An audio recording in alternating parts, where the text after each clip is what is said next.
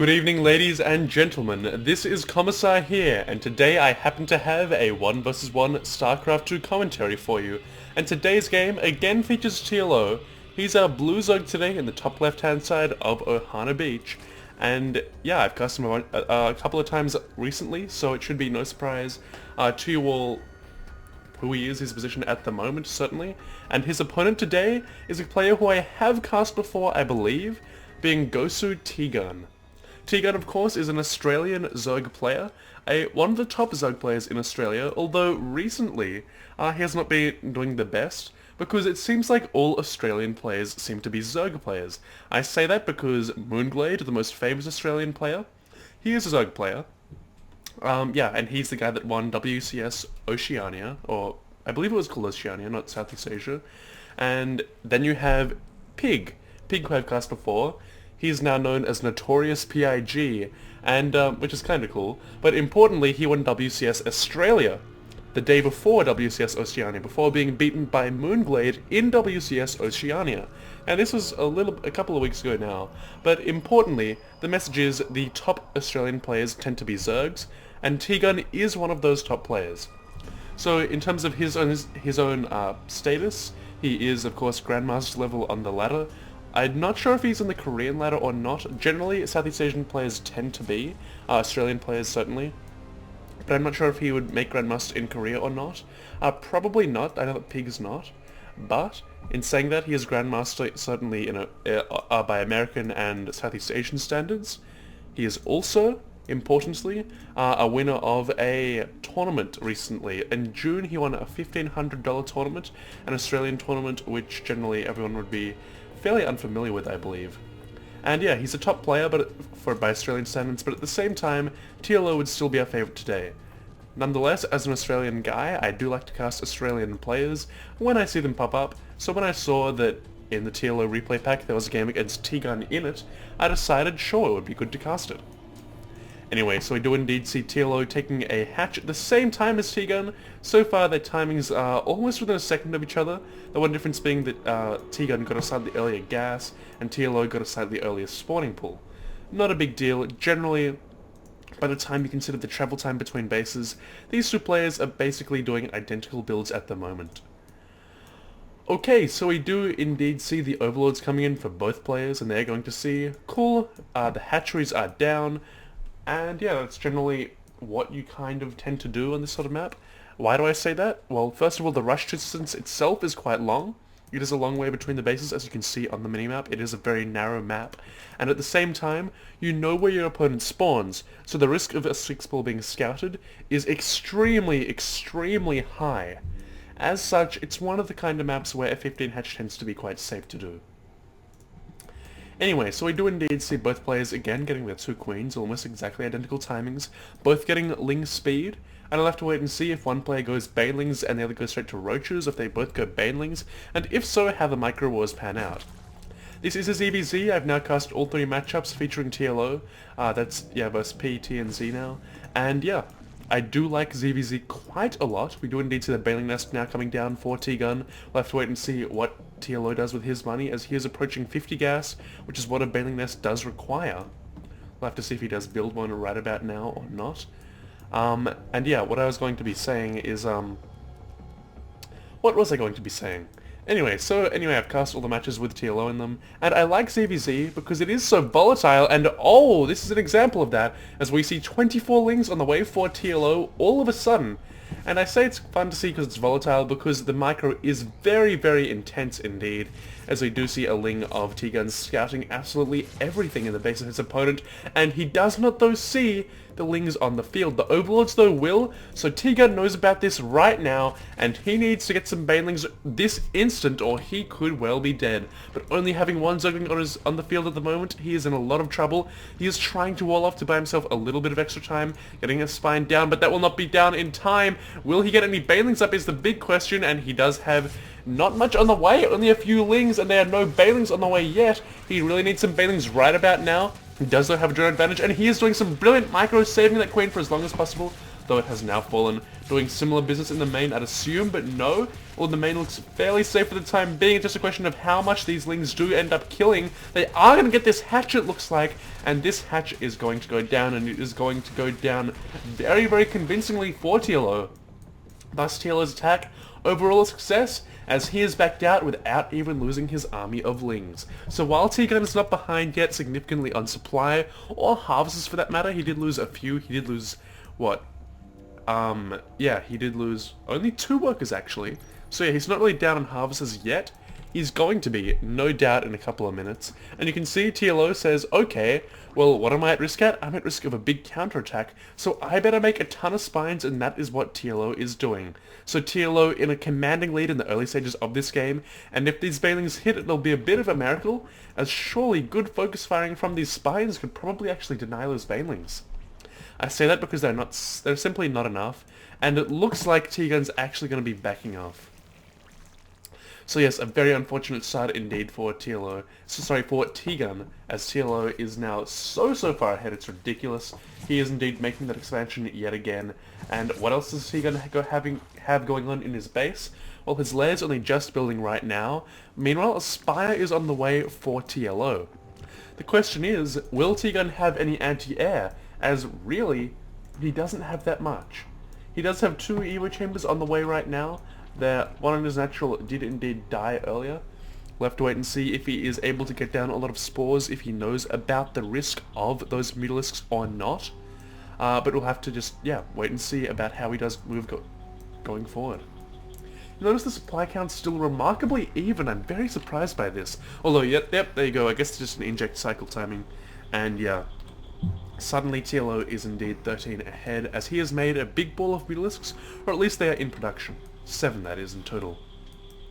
Okay, so we do indeed have the upgrades rolling along for T-Gun. So he is trying to go for it looks like a Roach or possibly Roach Hydra play, as of course those upgrades will help those Hydras as much as the Roaches.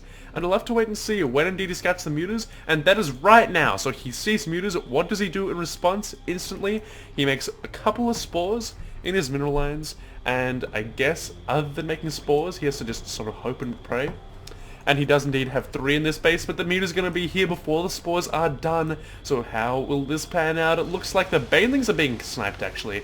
Very interesting play there, sniping those banelings, sniping a bit of gas, although perhaps it would be better to go for the workers. Although one spore going to go down to lings, it looks like, and yes, it is going to go down. The other 2, though, are up, and they are shooting those mutas quite well. One muta does fall, a second one is going to fall as well. No, it's not, unless T-Gun focus fires it with the spore, which he does not do. Meanwhile, of course, the Roaches are being picked up of T-Gun, trying to counterattack, but really, against this many spines and a wall-in by TLO, I love Zerg wall-ins, it's going to be impossible for a counterattack to work. Meanwhile, in the base of T-Gun, we do have some Hydras on the way. Not very many yet. He does not have the money, really, to be able to support enough Hydras that he needs. He does have a lot of gas, but no minerals at the moment. Meanwhile, Ling's in the main.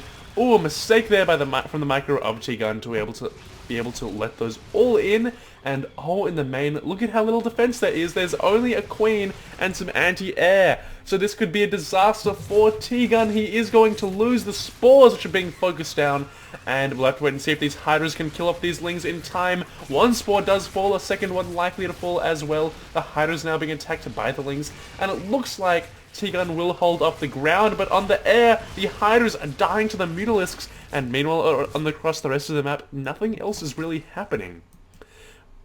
Importantly though, the Overlords are still up for T-Gun, could be easily killed off by these Mutalisks in just a moment, as it looks like with the defenses of T-Gun holding, thanks to spores being great against mutas, it will be a matter of just cleaning out Overlords for the time being. T-Gun, of course, going to be very heavily supply blocked here, as you can see, Overlords are all around across the map, being picked off by Mutalisks as we speak.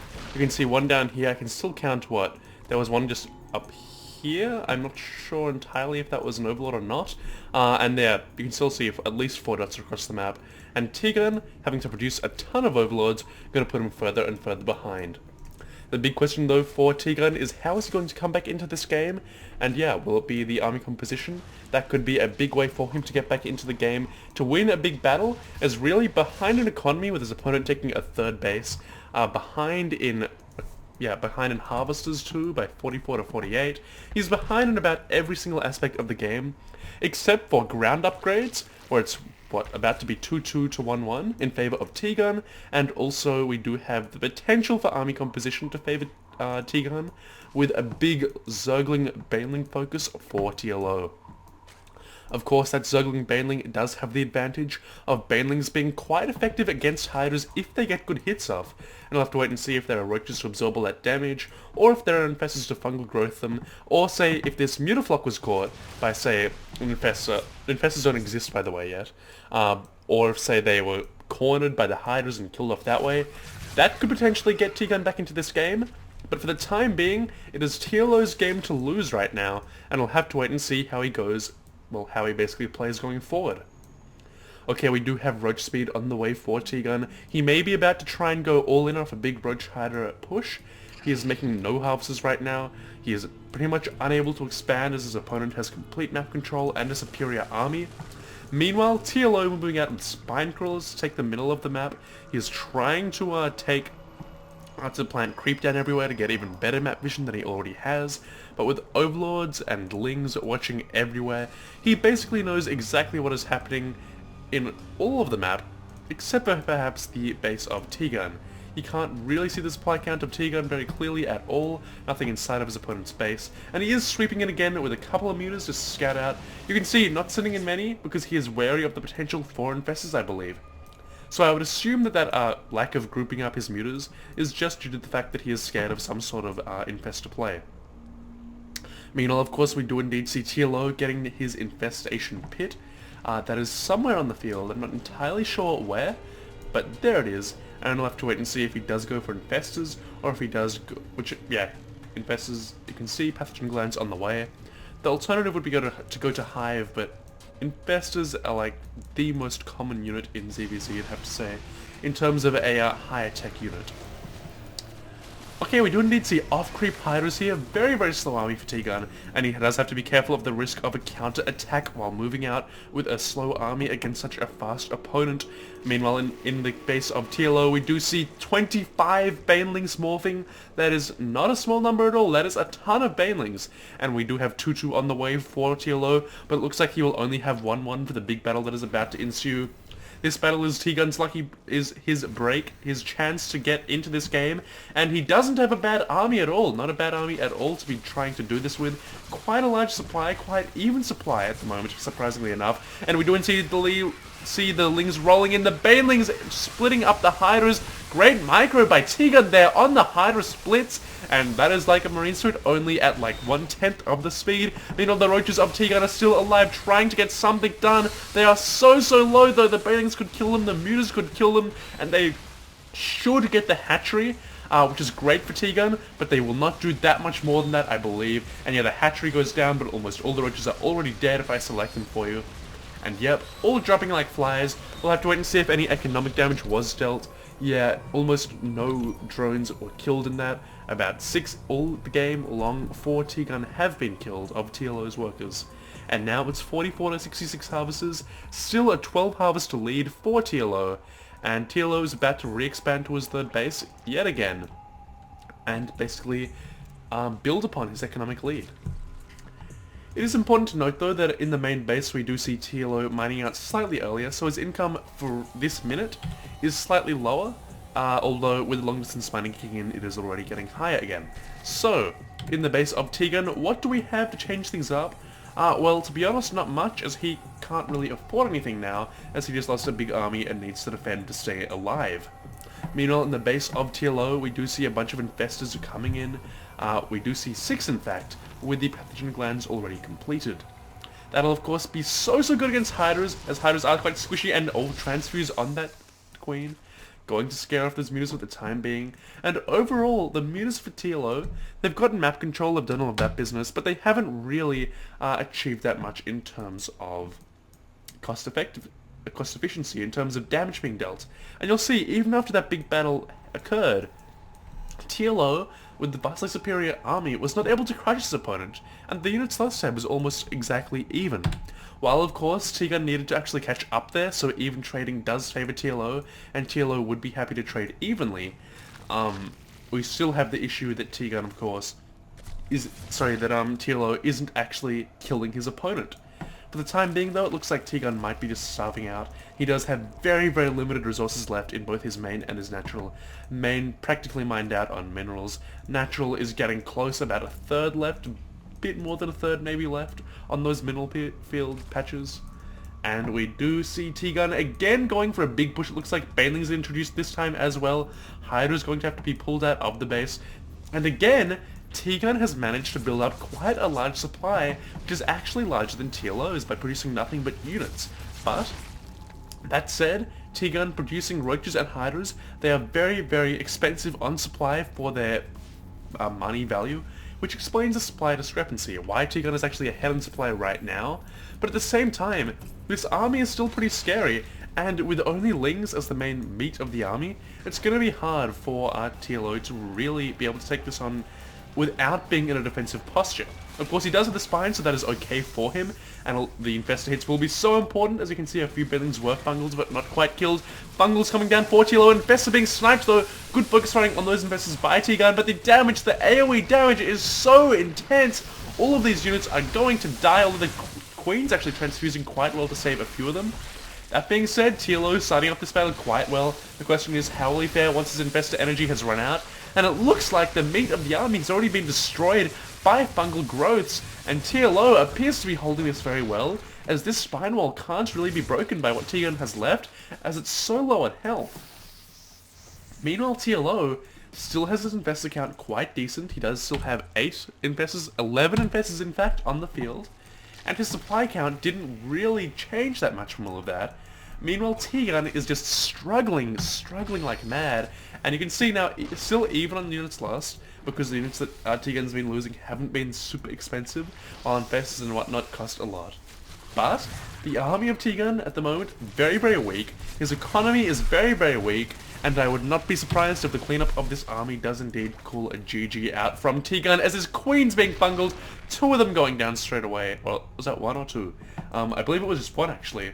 And you can see that 7 health on this guy, could easily die any second now, and yeah, even these infested Terrans are enough to basically delay this push, as this army is so vulnerable. Meanwhile, of course, more and more infestors being called in by TLO, up to a grand total of 15 and counting, about to be 18. Meanwhile, you can see an infestor going in, trying to get fungals off, and T-Gun just sitting at the 4th base, hoping that he can make something happen here. But this Ling run by, this counterattack could be huge. Meanwhile, the army of T-Gun being whittled down further by infestors. His army is so slow he can't really do anything about it, and his drones are about to be decimated by this push. Ling's also cutting off reinforcing Hydras and killing them very, very nicely. And these drones could seal the deal for TLO, although the drone count of T-Gun is so high that his economy isn't really going to be affected by this. That said, it just shows how tiny his economy is, and meanwhile more and more Lings running through. T-Gun though is in position to actually shut these Lings down. The infestors though are another story, as they cannot really be shut down by such a slow army of squishy units. And oh, the drones of T-Gun all hitting the Banelings in a line, trying to support the army in one last hurrah for T-Gun, all going down for very, very little. Only a couple of Banelings used up in the end. And TLO still has his infestors and is calling in more and more Lings and infestors, hence the GG finally being tossed out by T-Gun, who has surrendered at last. So T-Gun putting up a surprisingly good fight after falling behind, but really after TLO's first big run by, his first big push, he was ahead and he slowly built on that lead. He took map control, he played it out safe, and he really did a great job. These spines were a brilliant idea, as he knew, okay, my opponent's gonna have to go all in as I'm so far ahead on that economy game, so, you know, I'll just play defensive, I'll take map control, I'll see what's coming my way, and basically, I'll make myself impervious to any sort of threat that he can actually throw at me.